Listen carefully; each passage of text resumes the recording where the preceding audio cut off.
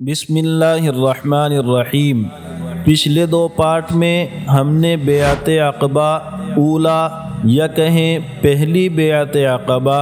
اور بیعت عقبہ ثانیہ یا کہیں دوسری بیعت عقبہ ان کے بارے میں سنا ہے۔ اسی طرح ہم سنتے ہیں کہ فلاں شخص فلاں بزرگ کے ہاتھ پر بیعت کر کے آیا ہے، تو اس بیعت کا کیا مطلب ہے؟ تو سمجھنا چاہیے کہ بیعت بیع سے بنا ہے، اور بیع کہتے ہیں کسی چیز کے بیچ دینے کو۔ جب ہم شریعت کے اعتبار سے بیعت کی بات کرتے ہیں تو اس کا مطلب ہوتا ہے کہ انسان اپنے دل کی خوشی اور دلی رغبت کے ساتھ اپنی جان اور مال کو اللہ کے ہاتھوں فروخت کر دیتا ہے اور بیچ دیتا ہے، اس یقین کے ساتھ کہ اللہ تعالیٰ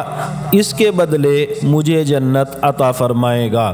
چنانچہ جب دوسری بیعت عقبہ ہونے لگی تو عبداللہ بن رواحہ رضی اللہ عنہ نے عرض کیا، یا رسول اللہ، آپ ہم سے جو چاہیں عہد کر لیں، مگر یہ ارشاد فرمائیں کہ ہم کو اس کے بدلے میں کیا ملے گا؟ آپ صلی اللہ علیہ وسلم نے فرمایا، جنت۔ عبداللہ بن رواحہ نے عرض کیا،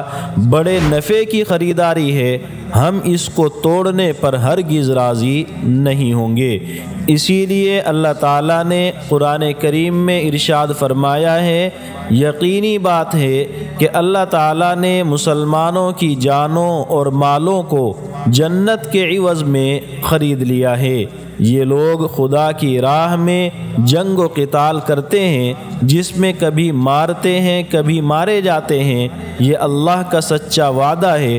توریت، انجیل اور قرآن میں، اور اللہ سے زیادہ کون اپنے عہد کو پورا کرنے والا ہو سکتا ہے؟ بس اے مسلمانوں، تم کو خوشخبری ہو اور یہ بیع تمہیں مبارک ہو جو تم نے اللہ تعالیٰ سے کی ہے، یہ بہت ہی بڑی کامیابی ہے۔ جنت میں ایک بازار لگے گا، جس نے یہاں خدا تعالیٰ کے ہاتھ اپنا جان و مال فروخت کیا اور یہ جان و مال سب اللہ کے حوالے کر دیا، اس کو وہاں اختیار ہوگا کہ اس بازار میں سے جو چاہے بغیر کسی قیمت کے لے لے، اس لیے کہ وہ قیمت اپنی جان و مال کی شکل میں پہلے ہی ادا کر چکا ہے۔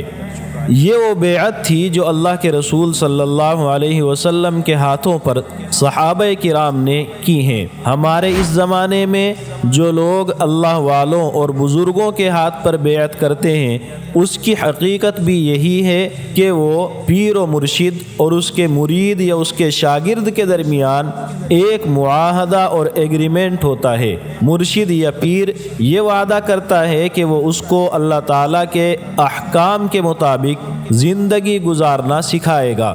اور مرید یہ وعدہ کرتا ہے کہ میرا پیر یا مرشد جو بتائے گا میں اس پر ضرور عمل کروں گا۔ جس شخص کے ہاتھ پر آپ بیعت کرنا چاہیں، اس میں چند چیزوں کو خاص طور سے نوٹ کرنی چاہیے۔ ایک یہ کہ اس شخص کو کتاب و سنت اور شریعت کے احکام کا اتنا علم کم سے کم ضرور ہو جس کی انسان کو اپنی زندگی میں ضرورت ہوتی ہے، خواہ وہ اس نے علماء سے پڑھ کر حاصل کیا ہو یا پھر معتبر علماء سے سن کر۔ دوسرے یہ کہ وہ انصاف مزاج ہو، تقوی اور پرہیزگاری میں مضبوط ہو، کبیرہ گناہوں کے قریب بھی نہ جاتا ہو اور صغیرہ گناہ کرنے کی اس کی عادت نہ ہو۔ تیسرے یہ کہ وہ دنیا سے بے رغبت ہو، مال اور عہدے کا اس کو لالچ نہ ہو، آخرت کے کاموں میں دلچسپی رکھتا ہو، اللہ کے احکام پر عمل کرنے اور اللہ کے رسول صلی اللہ علیہ وسلم سے یا قرآن کریم کے اندر جو ذکر آئے ہیں ان کا وہ پابند ہو۔ چوتھے یہ کہ بغیر کسی کی ملامت کی پرواہ کیے ہوئے وہ شخص نیکیوں کا حکم کرے اور برائیوں سے روکے۔ پانچویں یہ کہ اس کی خود کی اصلاح معتبر مشائخ، معتبر بزرگوں اور اللہ والوں کے ہاتھوں ہوئی ہو، اور ان کی صحبت میں وہ ایک مدت تک رہا ہو۔ آپ جب یہ چیزیں کسی شخص میں محسوس کر لیں اور آپ کو اس شخص پر مکمل اعتماد ایک مرتبہ حاصل ہو جائے تو اب جو کام وہ کرنے کے لیے کہتے ہیں آپ کی ذمہ داری ہے کہ اب اس کام پر مکمل طریقے سے عمل کریں۔ جس چیز سے رکنے کے لیے کہتے ہیں آپ اس کام کو ایک دم سے چھوڑ دیں۔ یاد رکھیں، اگر آپ اب اپنی عقل سے فیصلہ کرنے بیٹھیں گے کہ یہ بات مجھے ان کی ماننی ہے اور یہ نہیں ماننی ہے تو پھر آپ ان بزرگ سے، ان اللہ والوں سے، چاہے ان کا مقام جتنا بلند ہو، فائدہ نہیں اٹھا سکیں گے۔ یہاں ایک بات اور بھی یاد رکھنے کی ہے کہ نفس کی اصلاح اور اپنے آپ کو بری عادتوں سے، لالچ سے، حسد سے، تکبر سے، کینہ سے، بغض سے، عداوت اور دشمنیوں سے اور ان جیسی دوسری برائیوں سے بچانا یہ اصل مقصد ہے اور یہ ہر شخص پر فرض ہے۔ بیعت کرنا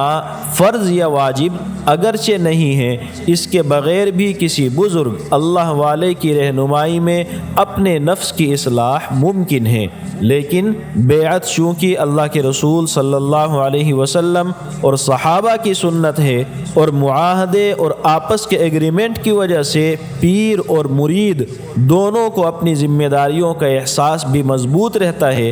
اس لیے بیعت سے اس مقصد کو حاصل کرنے میں بہت برکت اور آسانی ہو جاتی ہے۔